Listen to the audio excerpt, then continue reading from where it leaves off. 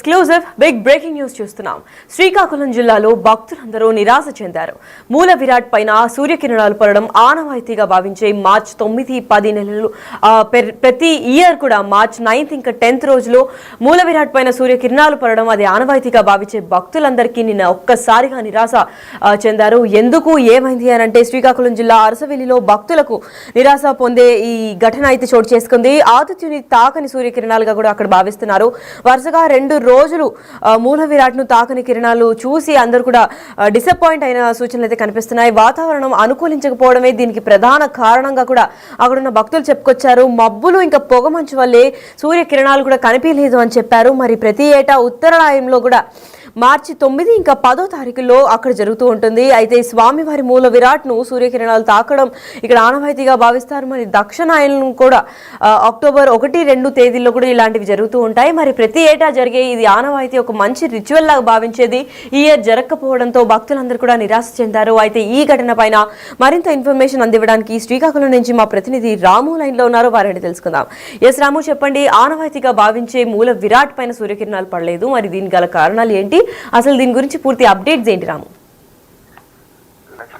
అరసవెల్లి శ్రీ సూర్యనారాయణ మూర్తికి అంటే ఆలయ విగ్రహానికి అది ఇప్పుడే కాదు, ద్వాపర యుగం నుంచి కూడా ఆలయం ఎవరైతే ఇంద్రుడి చేత బలరాముడి చేత ప్రదర్శించింది అక్కడ ఇంద్ర పుష్కరిణి అంటారు.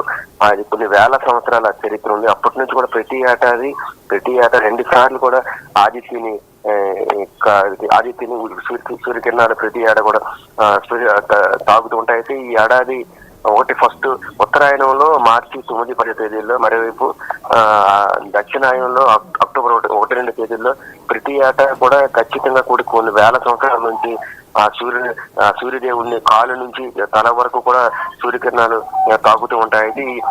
ఈ గత 2 రోజుల నుంచి నిన్న అంటే ఉత్తరాయణంలో 9, 10 తేదీల్లో 2 రోజుల పాటు కూడా సూర్యకిరణాలు తాకడం అనేది కూడా కొనసాగుతూ వస్తుంది. అయితే గత 2 రోజులకు కూడా వాతావరణం అనుకూలంగా లేకపోవడం, మొత్తం ఉదయాన్న సూర్యుడు లలిత కిరణాలు కూడా సూర్యుని తాగుతూ ఉంటాయి. అయితే ఉదయాన్నే మబ్బులు ఉండడం, కొంత వాతావరణం అనుకూలంగా లేకపోవడం వల్ల సూర్యుడి కిరణాలు ఆదిత్యుని తాకపోవడం భక్తులైతే చాలా నిరాశగా తిరిగి వెనుదిరిగారు. కొన్ని వేల మంది భక్తులంతా కూడా ఈ అద్భుతమైన దృశ్యాన్ని చూసేందుకు కూడా చుట్టుపక్కల జిల్లాల నుంచి పాటు ఇతర రాష్ట్రాలు, ఒరిస్సా, ఛత్తీస్గఢ్ రాష్ట్రాల నుంచి కూడా కొన్ని వేల మంది వస్తూ ఉంటారు. అయితే నిన్న అంటే ఇది అంటే ఉదయాన్నే 6 గంటల సమయంలోనే కొన్ని సెకండ్ల పాటు సూర్యుడిని ఈ లేలట కిరణాలు అయితే తాకడం అనేది ఆనవాయితీ. అది ఆ దృశ్యం చూసిన తర్వాత స్వామివారిని దర్శించుకునేందుకు మొత్తం కొన్ని వేల మంది కూడా వెంటనే కూడా అక్కడి నుంచి చూసి ధరించి ఆనందంగా వెళ్ళడం జరుగుతుంది. 2 రోజుల నుంచి ఈ రకమైన అదృష్టం భక్తులకి కలగకపోవడం వల్ల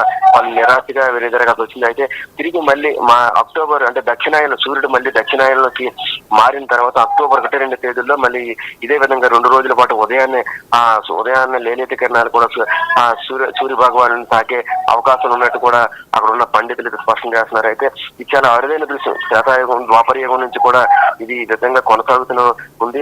ప్రతి ఏడాది కూడా భక్తులు ఆ తేదీలు గుర్తు పెట్టుకుని మరి చుట్టుపక్కల ప్రాంతాల నుంచి కూడా కొన్ని వేల మంది వస్తూ ఉంటారు.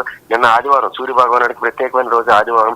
దానితో పాటు చుట్టుపక్కల ప్రాంతాల్లో కూడా అమ్మవార్ల ఉత్సవాలు కూడా జరుగుతున్నాయి. దాంతో ఆ చుట్టుపక్కల అమ్మవారి ఉత్సవాలను చూసేందుకు, అక్కడ ఉన్న అమ్మవారిని పూజించేందుకు వచ్చిన భక్తులంతా కూడా ఖచ్చితంగా కూడా ఈ అరుదైన దృశ్యాన్ని చూడాలి. సమయం ఎంతసేపు అయినా పర్వాలేదు కానీ తమ ఆరాధ్య దైవమైన సూర్య భగవాను చూసిన తర్వాత ఆరోగ్యం అంటే ముఖ్య సూర్య భగవాను దర్శిస్తే ఆరోగ్యం వస్తుందని కూడా భక్తులు నమ్మకం. అందుకు చుట్టుపక్కల ప్రాంతాల ప్రజలంతా కూడా సమయం ఎంతైనా పర్లేదు కానీ సూర్య భగవాను తన లేలేత కిరణాలు ఆయన తాకడం అనేది ఖచ్చితంగా చూసి వెళ్ళాలి, తరించాలని ఒక రకమైన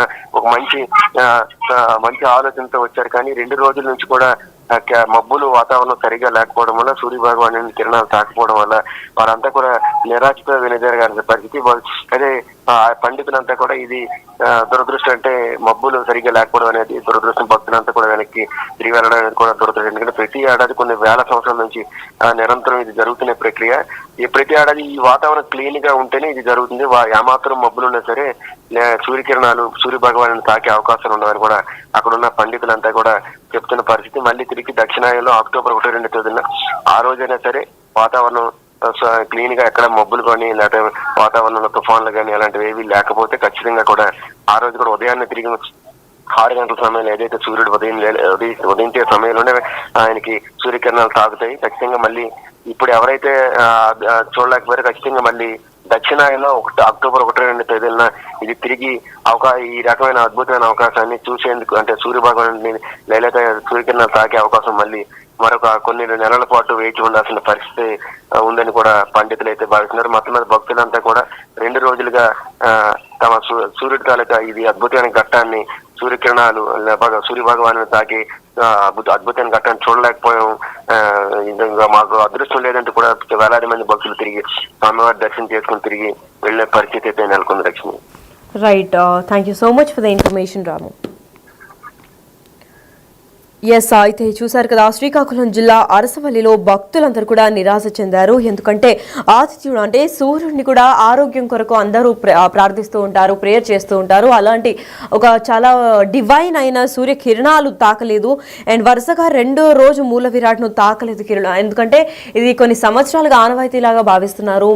ప్రతి ఏటా కూడా మార్చి 9 ఇంకా 10వ తారీఖుల్లో సూర్యకిరణాలు అక్కడ మూల విరాట్ని తాకడం ఆనవాయితీగా భావిస్తారు శ్రీకాకుళం ప్రజలందరూ. కాకపోతే ఈ 9 ఇంకా 10 రోజులు అసలు ఆ సూర్యకిరణాలు తాకకపోవడంతో ప్రతి ఒక్కరూ, అంటే భక్తులందరూ కూడా నిరాశ చెందారు. వాతావరణం అనుకూలించకపోవడమే దీనికి ప్రధాన కారణం అయి ఉంటుంది అని కూడా చెప్పుకొచ్చారు. మరి మబ్బు